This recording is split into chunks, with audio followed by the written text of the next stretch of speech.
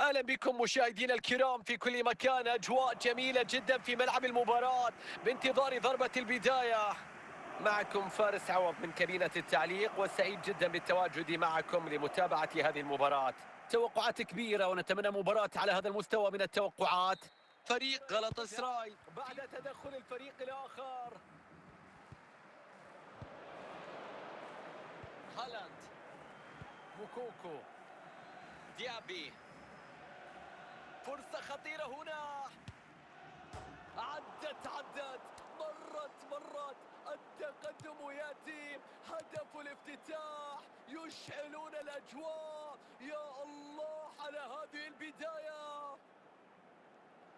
والان نشوف الهدف من جديد. شاهد الانهاء الرائع، كان في ضغط كبير لكن بهدوء وبدون فقدان التركيز. 3 دقائق مشاهدينا تضاف الى هذه المباراه.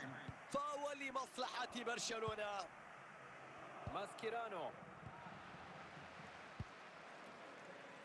إيرلينغ هالاند. تأتي الصافرة في هذه اللحظات لتعلن عن نهاية المباراة وفوز لفريق برشلونة. الأمور كانت قريبة في الملعب، فارق هدف حسم الأمور في النهاية. من المهم جدا بأن الفارق كان لمصلحتهم في هذا اللقاء.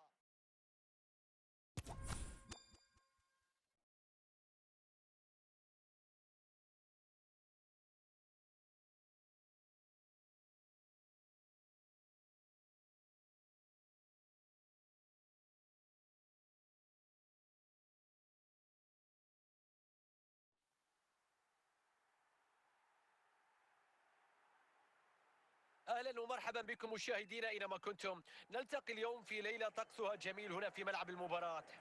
فارس عوض يحييكم من كبيرة التعليق، وسعيد جدا بتواجدي معكم الآن. نأمل بأن تكون هذه المواجهة في مستوى التوقعات الكبيرة، في انتظار أن تكون مباراة كبيرة. حقيقة أنا سعيد جدا بالتواجد اليوم معكم، وأتمنى بأن تكون هذه المباراة مليئة بالندية. وصلت لإنياكي ويليامز، فرصة متاحة والكرة في المرمى.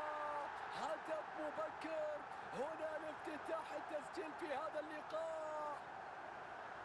شوف اللقطة مرة أخرى، انظر كيفية التعامل للاعب مع الضغط. شوف كيف عرف طريق المرمى على المهارة في النهاية. هدف أول في المباراة، تقدم الآن بهدف مقابل لا شيء. ديابي، إيرلينغ هالاند، كرة مع ديابي. الله الله، هدف هنا والرد ياتي سريعا هناك، ونعود إلى نقطة التعادل من جديد. الله على الإثارة. نشوف البداية كانت عرضية ومن ثم يأتي الإنهاء. ووكر، كايل ووكر، هل يتقدم في النتيجة؟ يا رب، الكرة في المرمى، تحرك الشباك، تحرك المدرجات. الله على اللقطة، على الكرة، على النهاية. نشوف الإعادة، وضع كل قوته في هذه التسديدة. فرصة للتقدم في المباراة. يا رب، الكرة في المرمى، هدف من لاعب استثنائي في توقيت استثنائي قبل صافرة الحكم بثواني. نشوف الهدف من جديد. لاحظوا كيف كانت القوة، مجهود كبير في هذه التسديدة. هدف جميل، لا يمكن أن تلوم حارس المرمى. لحظات درامية مع اقترابنا من هذا، والنتيجة ربما تكون حسمت الآن. برشلونة لا يستسلم ويبحث عن التعادل في الدقائق الأخيرة. الفرصة ما زالت قائمة بعد تصدي حارس المرمى. دقيقة واحدة فقط وتنطلق في هذه اللحظات صافرة نهاية المباراة، والبارسا يتكبد مرارة الخسارة. خسارة قاسية جدا في الوقت القاتل من المباراة. استقبال هدف في هذا التوقيت صعب جدا تعويضه.